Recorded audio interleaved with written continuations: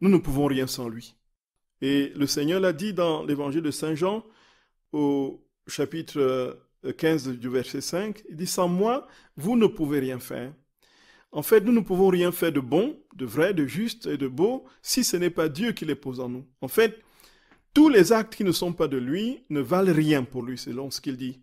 Donc il faudrait que ce soit lui qui pose des actes pour que notre existence ait un sens, pour que nos vies et nos actes aient justement une valeur aux yeux de Dieu et naturellement produisent des fruits. Et là, quand on y réfléchit, frères et sœurs d'amour, on voit des quantités d'actes que nous posons loin de la divine volonté, des quantités d'actes inutiles, des quantités de paroles et de pensées, c'est impressionnant. Et on va là-dedans essayer de trier, de trouver une miette d'actes dans la divine volonté. Passer notre temps, frères et sœurs bien-aimés, à écrire tout ce qui va désormais entrer dans la poubelle de l'histoire.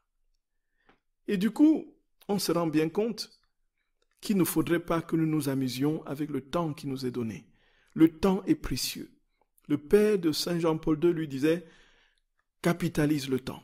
Le temps est précieux. Le temps, investis-le par l'Esprit Saint. » Et c'est pourquoi, frères et sœurs d'amour, tous nos actes dans le temps devraient être des actes de Dieu. Demandons cette grâce au Seigneur.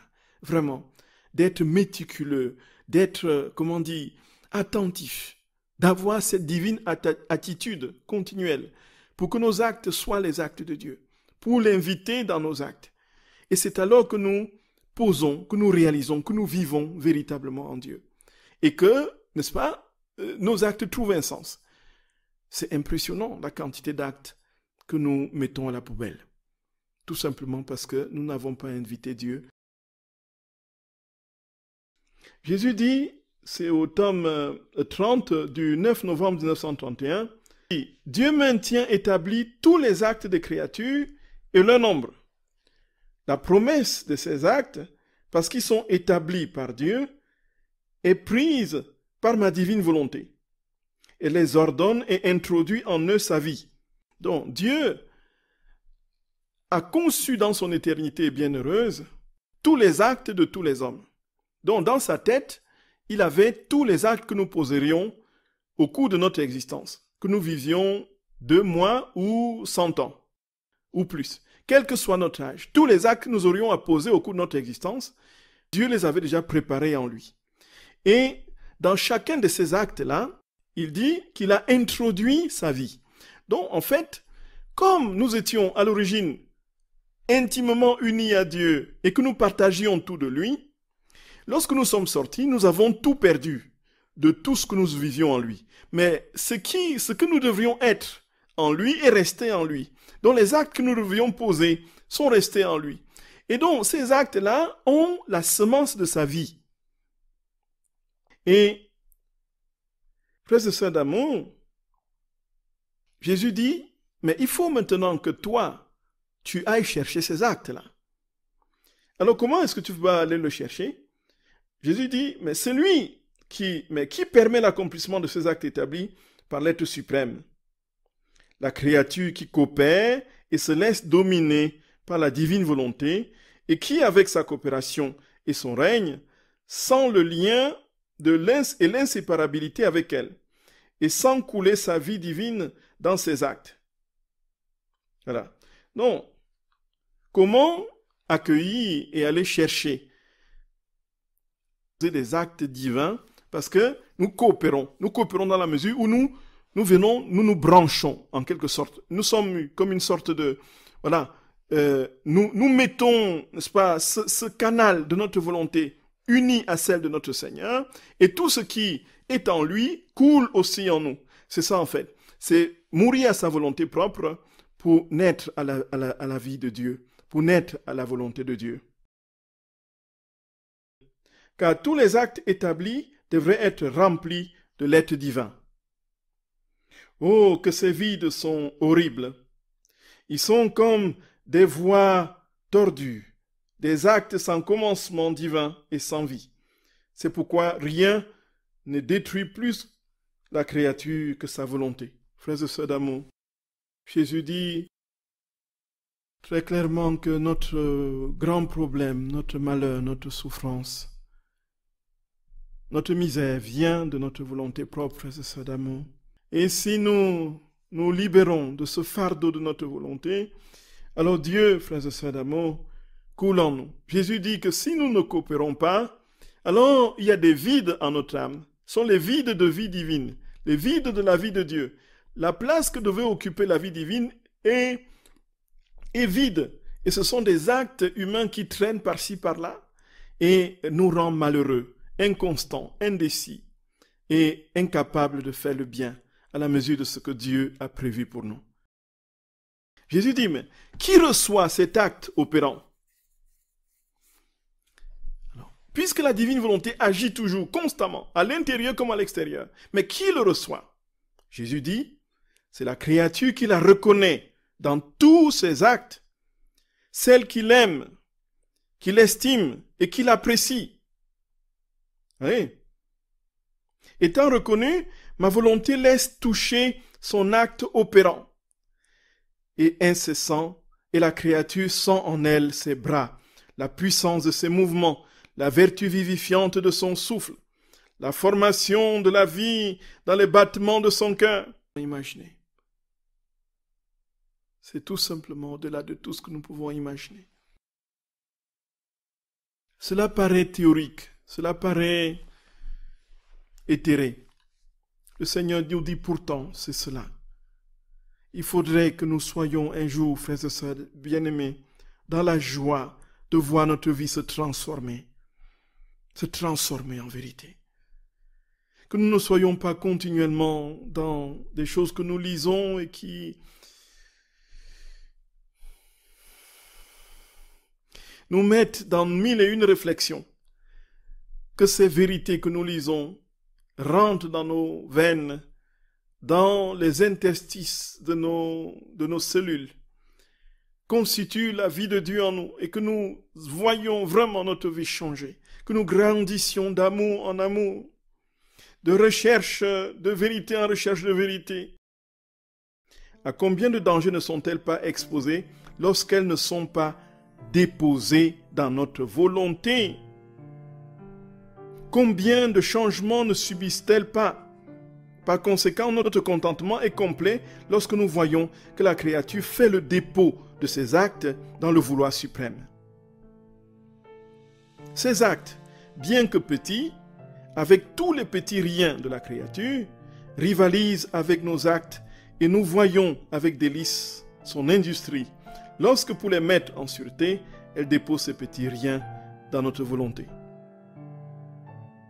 Frères et sœurs d'amour, Jésus dit que tout est en dépôt dans sa volonté.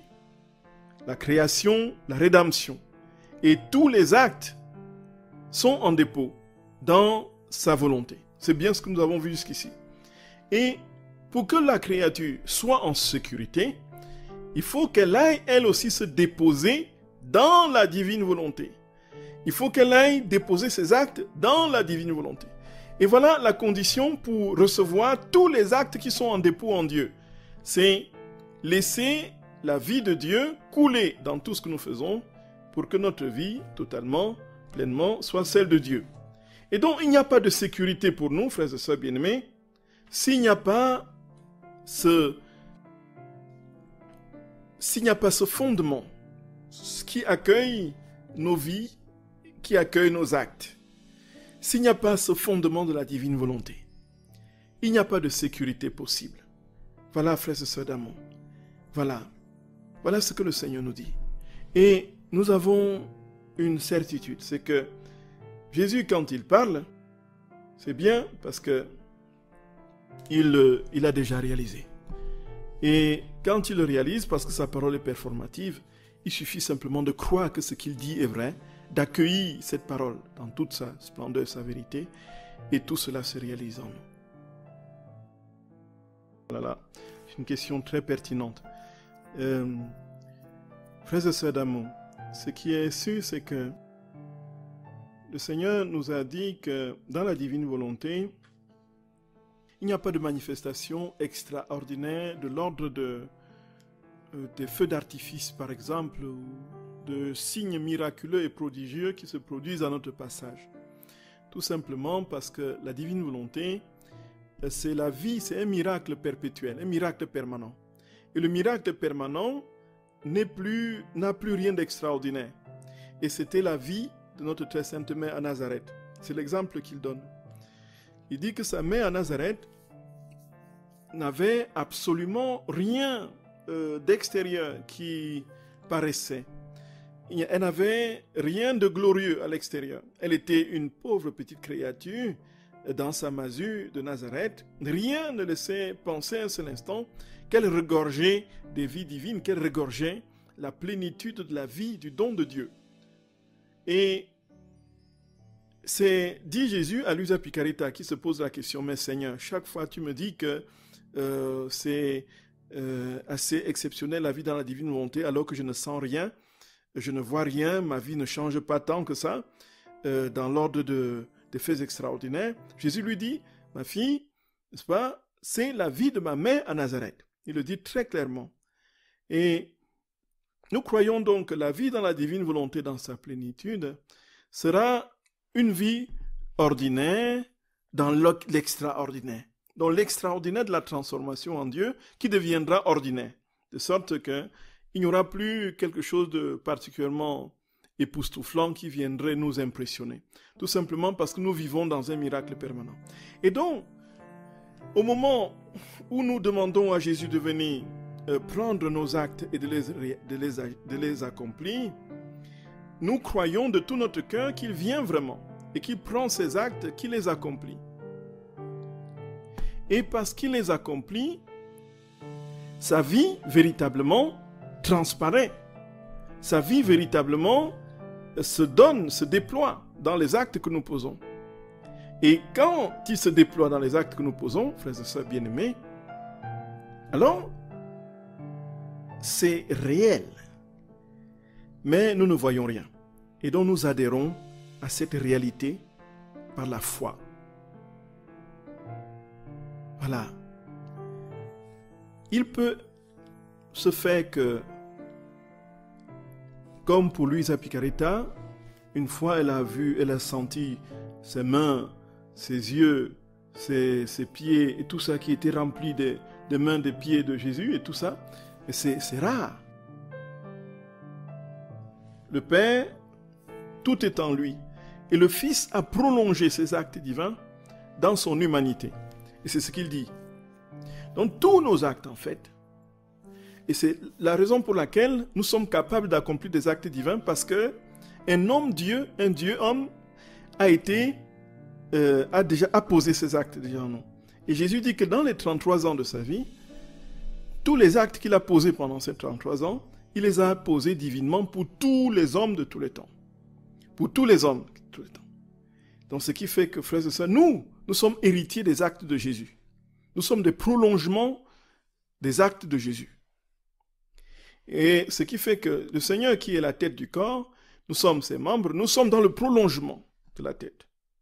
Et nous sommes donc dans une logique, frères et sœurs d'amour, nous sommes dans une logique de reflet continuel de la vie de Jésus. Nous avons lu la dernière fois le tome 6 au 5 juin 1905.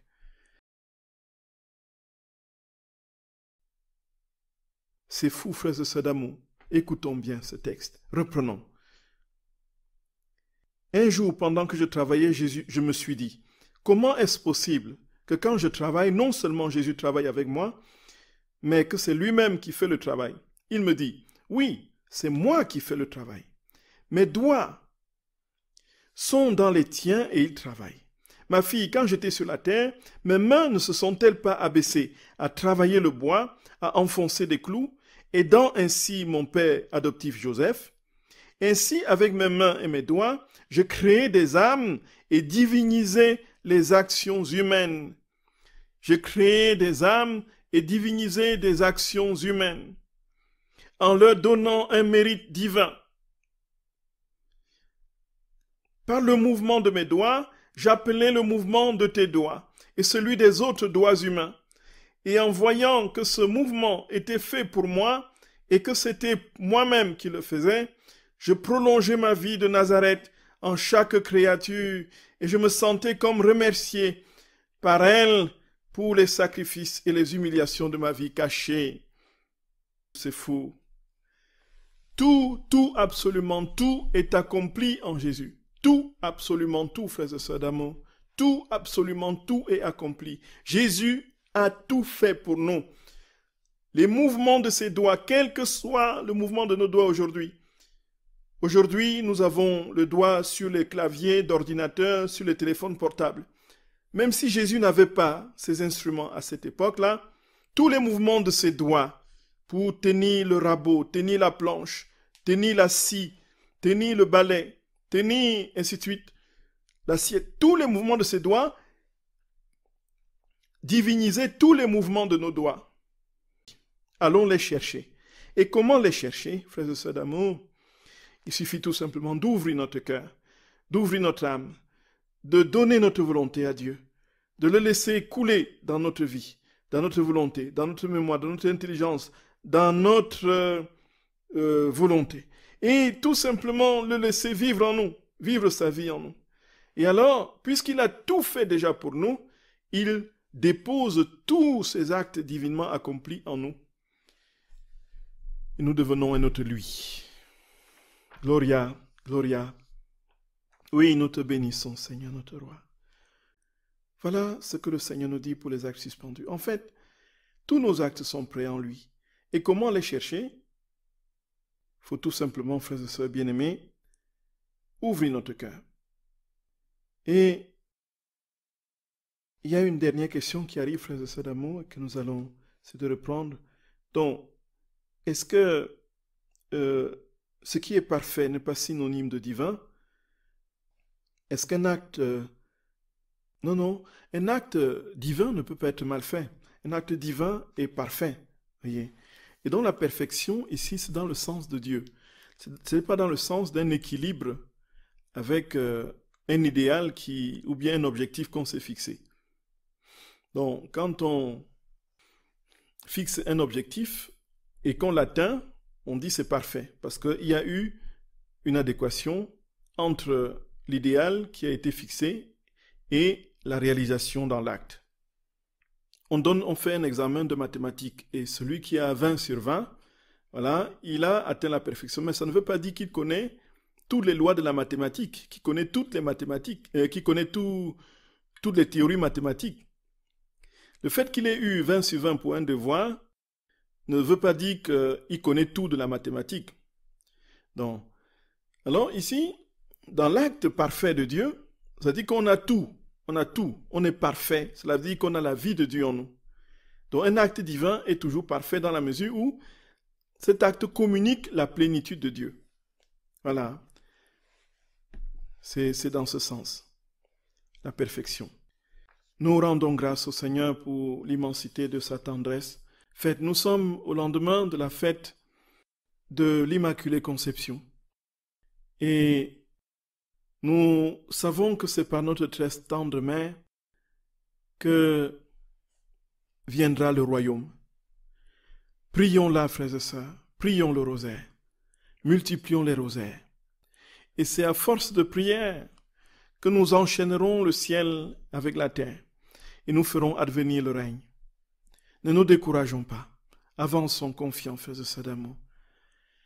Et qu'il vous bénisse, notre Seigneur, et que sa très sainte mère, notre tendre maman du ciel, vous couvre de son manteau maternel, et que son intercession puissante vous obtienne sans plus tarder la plénitude du don de Dieu, la plénitude de sa vie, et que vous soyez réjouis que ces temps de Noël qui approchent vous procure la grâce de cette incarnation mystique de sa vie dans la vôtre.